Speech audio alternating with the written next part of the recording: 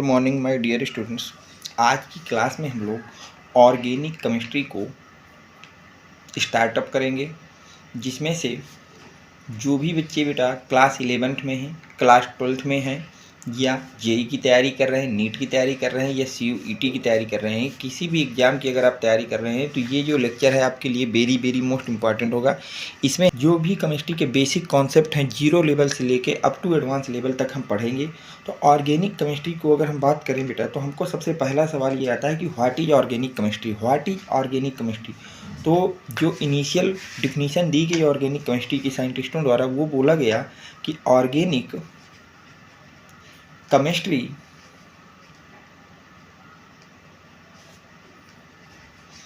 Is the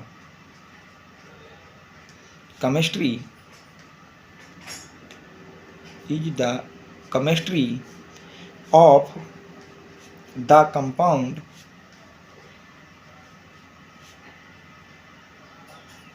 of carbon. जो initial organic chemistry की definition दी गई वो ये दी गई बेटा कि जो ऑर्गेनिक केमिस्ट्री होती है वो क्या होती है? केमिस्ट्री होती है किसके बेटा? कार्बन के कंपाउंड्स की। कार्बन कंपाउंड्स की जो केमिस्ट्री होती है उसी को हम लोग ऑर्गेनिक केमिस्ट्री बोलते हैं। उसको हम लोग क्या बोलते हैं बेटा? ऑर्गेनिक केमिस्ट्री बोलते हैं। अब क्या हुआ कि ऑर्गेनिक केमिस्ट्री के बाद हम लोगों ने बीटालिज्म थ्योरी को पढ़ा। किसको पढ़ा बेटा? बीटालिज्म थ्योरी को। तो अकॉर्डिंग टू बीटालिज्म थ्योरी क्या हुआ कि ये थ्योरी दी गई थी ड्यूरिंग 1780 में। कब दी गई थी बेटा? 1780 में दी गई थी। और साइंटिस्ट ने बताया था, scientist began to distinguish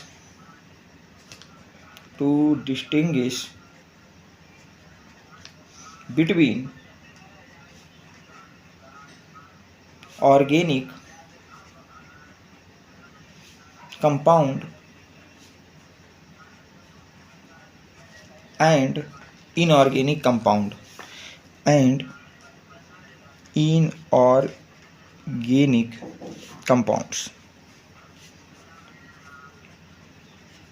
inorganic compound. According to vitalism क्या हुआ कि ये जो थ्योरी बीटालिज्म का कॉन्सेप्ट है वो आपको 1780 में दिया गया। और इसके अकॉर्डिंग क्या हुआ, जो साइंटिस्ट थे उन्होंने बिगिन में शुरुआती दौर में कंपाउंड्स को जो डिस्टिंग्विश किया तो दो पार्टों में किया। एक, कुछ कंपाउंडों को उन्होंने नाम दिया ऑर्गेनिक कंपाउंड, और कुछ कंपाउंडों को उन्होंने नाम दिया इनऑर्गेनिक कंपाउंड। तो क्या नाम दिया गया? इनऑर्गेनिक। अब हम ये देखते हैं कि कौन से कंपाउंड ऑर्गेनिक थे और कौन से कंपाउंड इनऑर्गेनिक थे। तो अगर हम बात करें डिफिनीशन की बेटा कि ऑर्गेनिक कंपाउंड की डिफिनीशन क्या होती है? The compound that could be obtained from living organism. बोला गया है कि ऑर्गेनिक कंपाउंड्स वो कंपाउंड होते हैं जो केवल ऑब्टेन्ड होते हैं लिविंग ऑर्गेनिज्म में। मतलब जितनी भी लिविंग बॉडीज होती हैं जो उसके अंदर प्रिपेयर होते हैं, ऐसे कंपाउंड्स को हम लोग बोलते हैं ऑर्गेनिक कंपाउंड। इनऑर्गेनिक कंपाउंड क्या होते हैं? The compound that could be obtained from non living sources. ऐसे कंपाउंड जो नॉन लिविंग सोर्सेज से ऑब्टेन्ड होते हैं उनको हम लोग बोलते हैं inorganic compound. This distinction of belief called the vitalism group. इस कॉन्सेप्ट के अकॉर्डिंग आपके जो भी कंपाउंड्स उनको दो कैटेगरी में बांटा गया था, एक इनऑर्गेनिक और ऑर्गेनिक। बोला गया था कि ऑर्गेनिक कंपाउंड्स वो कंपाउंड होते हैं जो लिविंग ऑर्गेनिज्म के पास पाए जाते हैं, और इनऑर्गेनिक कंपाउंड वो कंपाउंड होते हैं जो नॉन लिविंग सोर्सेज में ऑब्टेन्ड हो जाते हैं। तो ये आपका पहला कॉन्सेप्ट था। अब इसके बाद क्या हुआ, इसके बेसिस पे अगर हम लोग ओल्ड डिफिनीशन दें केमिस्ट्री की, केमिस्ट्री की ओल्ड डिफिनीशन क्या दी गई थी, अभी ये सब डिफिनीशन अंत में गलत हैं। अभी ये शुरुआती दौर चल रही है, 17-18 सेंचुरी की बातें चल रही हैं। Old concept of organic chemistry अगर हम लोग देखते हैं तो the word organic signifying life. जो ऑर्गेनिक वर्ड है वो आपका लिया गया है लाइफ से। ऑर्गेनिक का मतलब किससे बेटा? लाइफ से है।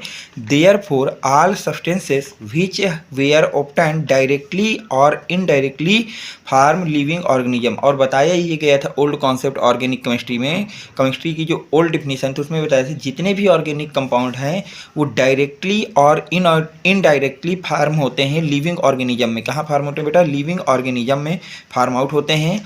Plant and animals where called organic compound. ऐसे कंपाउंड जो डायरेक्ट अथवा इनडायरेक्ट फार्म या ऑब्टेन्ड होते हैं लिविंग ऑर्गेनिज्म में, प्लांट में या एनिमल्स में, उनको हम लोग बोलते हैं organic compound. and the branch of chemistry which deals with these compound was called organic chemistry। और केमिस्ट्री की वो ब्रांच जिसमें हम इन कंपाउंडों को डील करते हैं या इन कंपाउंडों को स्टडी करते हैं, उस ब्रांच को केमिस्ट्री की बोलते हैं ऑर्गेनिक केमिस्ट्री। तो ये आपकी ओल्ड डिफिनीशन है केमिस्ट्री की। अगर हम बात करते हैं बीटल फोर्स थ्योरी जो दी गई थी, बहुत ही ज़्यादा इंपॉर्टेंट है, कई बार एग्जाम में आपसे पूछा जाता है कि बीटल फोर्स थ्योरी क्या होती है, वेरी मोस्ट इंपॉर्टेंट। तो बीटल फोर्स थ्योरी को शार्ट में हम BFT बोलते हैं बेटा, क्या बोलते हैं, BFT।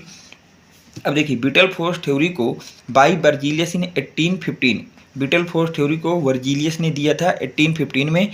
Up to 1815 any organic compound could not be synthesize in lab, और 1815 तक ऐसा कोई भी ऑर्गेनिक कंपाउंड नहीं था जिसको हम लेबोरेटरी में प्रिपेयर कर सकते थे। तो यही बताया गया है कि जो ये बर्जीलियस का बीटल फोर्स थ्योरी कॉन्सेप्ट ही 1815 में दिया है, और 1815 तक कोई ऐसा कंपाउंड ऑर्गेनिक नहीं था जिसको हम लैब में प्रिपेयर कर सकें। यह तब तक हमको प्रिपेयर करने के तरीके नहीं पता थे, आप ऐसा भी इसको याद रख सकते हैं। Because Berzelius assumed that some vital force, या जिसको हम लाइफ फोर्स बोलते हैं, was necessary to produce organic compound and synthesize of these compounds in the laboratory was impossible due to the absence of this vital force which only existed in living organism। बताया ये गया Berzelius के according कि हमारे जो organic compound हैं उनको produce करने के लिए हमें एक विटल फोर्स की रिक्वायरमेंट होती है, और ये जो विटल फोर्स होता है ये आपका लेबोरेटरी में जो इसको लेबोरेटरी में इसको सिंथेसिस करना, इस फोर्स को क्रिएट करना इम्पॉसिबल होता है। लेबोरेटरी में इस फोर्स को हम लोग क्रिएट नहीं कर सकते हैं, और due to absence of this vital force, और ये जो बिटल फोर्स है इसके अब्सेंस के कारण, क्योंकि इसको हम लैब में नहीं बना सकते हैं और ऑर्गेनिक कंपाउंड को बनाने के लिए हमें बिटल फोर्स की आवश्यकता होती है, इसलिए ऐसे कंपाउंडों को हम लोगों ने बोल दिया कि वो लिविंग ऑर्गेनिज्म में ही पाए जाएंगे। तो बिटल फोर्स थ्योरी ने कुछ नहीं कहा है, उन्होंने इतना बताया था कि ऑर्गेनिक कंपाउंडों को ऑब्टेंड करने के लिए, सिंथेसाइज करने के लिए हमें बिटल फोर्स की रिक्वायरमेंट होती है, जिसको हम लेबोरेटरी में प्रिपेयर नहीं कर सकते हैं। Because this force is not created in laboratory then organic compound are not obtained, क्योंकि लैब में हम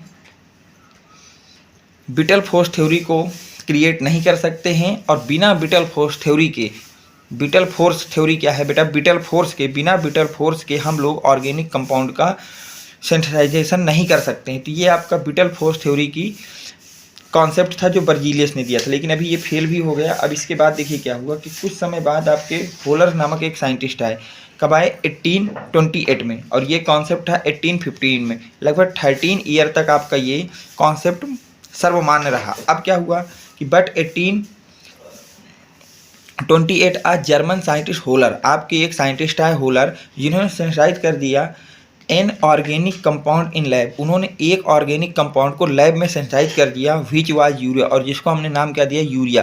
तो यहाँ से एक सवाल आपसे अक्सर पूछा जाता है कि first organic compound in obtained in laboratory, तो आप याद रखना है लेबोरेटरी में जो पहला ऑर्गेनिक कंपाउंड ऑब्टेंड किया गया था उसका नाम था यूरिया। उसका नाम क्या था बेटा, यूरिया। तो वो याद रखना कि जो आपका लेबोरेटरी में फर्स्ट ऑर्गेनिक कंपाउंड ऑब्टेंड किया गया था वो यूरिया था। अब ये कैसे ऑब्टेंड किया गया था ये भी याद रखना, किसने किया था, होलर ने पहला ऑर्गेनिक कंपाउंड लैब में प्रिपेयर किया था। कब किया था, 1828 में। यहाँ पे 2-3 पॉइंटों को याद रखना है आपको। पहला ऑर्गेनिक कंपाउंड कब प्रिपेयर हुआ, 1828। किसने किया, होलर ने, और कौन सा, यूरिया। ठीक बेटा, urea in lab by heating of ammonium cyanate. अब यूरिया को हमने कैसे बनाया, अमोनियम साइनेट को लिया, किसको लिया, अमोनियम साइनेट को, और इसको हीट कर दिया, और हीट कर दिया तो यहाँ से यूरिया का फार्मेशन हो गया। तो ये भी याद रखना कि यूरिया का फार्मेशन कहाँ से हुआ, अमोनियम साइनेट से हुआ। इन चारों पॉइंटों को आपको अच्छी से याद रखना है कि पहला ऑर्गेनिक कंपाउंड कब बना, 1828 में। किसने बनाया, होलर ने। कौन सा बनाया, यूरिया। किससे बनाया, अमोनियम साइनेट से। और इसके बाद ही विटल फोर्स थ्योरी क्या हो गई, फेल्ड हो गई, क्योंकि विटल फोर्स थ्योरी में क्या बताया गया था आपसे कि जो आपके ऑर्गेनिक कंपाउंड हैं उनको हम लेबोरेटरी में प्रिपेयर नहीं कर सकते। बट होलर ने यूरिया का प्रिपरेशन लैब में कर दिया, तो जिसके कारण विटल फोर्स थ्योरी क्या हो गई, फेल हो गई। अब क्या हुआ, in science today the study of compound from living organism is called the natural product chemistry. और आज के समय में जिस केमिस्ट्री की ब्रांच के अंतर्गत हम लोग लिविंग ऑर्गेनिज्म जिसको according to Berzelius organic compound बोला गया था, उनकी स्टडी करते हैं लिविंग ऑर्गेनिज्म में पाए जाने वाले कंपाउंड्स की स्टडी करते हैं। उस केमिस्ट्री की ब्रांच को हम लोग बोलते हैं नेचुरल प्रोडक्ट केमिस्ट्री। क्या बोलते हैं बेटा? Natural product chemistry. अब उसका नाम है, ऑर्गेनिक नहीं है, जबकि बर्जीलियस ने उसको ऑर्गेनिक नाम दिया था। ठीक, अब यहाँ से ऑर्गेनिक कंपाउंड की मॉडर्न डिफिनीशन आपके सामने आती है कि ऑर्गेनिक कंपाउंड या ऑर्गेनिक केमिस्ट्री क्या होती है। तो ऑर्गेनिक कंपाउंड क्या होते हैं? Hydrocarbon and their derivative are called an organic compound. जो हाइड्रोकार्बन एंड देयर डेरिवेटिव होते हैं वो कहलाते हैं ऑर्गेनिक कंपाउंड। अब आपसे कहा जाए ऑर्गेनिक केमिस्ट्री की मॉडर्न डिफिनीशन क्या है, तो आपको इसमें केवल 2 शब्द और जोड़ देना है, the study of hydrocarbon and their derivative are called organic chemistry. ऐसी केमिस्ट्री जिसमें हम लोग organic hydrocarbon and their derivative की स्टडी करते हैं उसको हम लोग ऑर्गेनिक केमिस्ट्री बोलते हैं। तो ये आज का पूरा बेसिक कॉन्सेप्ट मैंने आपको समझा दिया है कि आपके पास ऑर्गेनिक केमिस्ट्री क्या है और इसकी शुरुआती डिफिनीशनें आपको क्या क्या दी गई थी। नेक्स्ट लेक्चर में हम लोग बात करेंगे बेटा क्लासिफिकेशन ऑफ ऑर्गेनिक कंपाउंड्स, और इसके बाद हम आयुपैक की बातें करेंगे। अगर वीडियो आपको पसंद आया हो तो प्लीज़ वीडियो को लाइक कर दें, चैनल को सब्सक्राइब कर दें और अपने फ्रेंड सर्कल में ज़्यादा से ज़्यादा लोगों तक शेयर करें।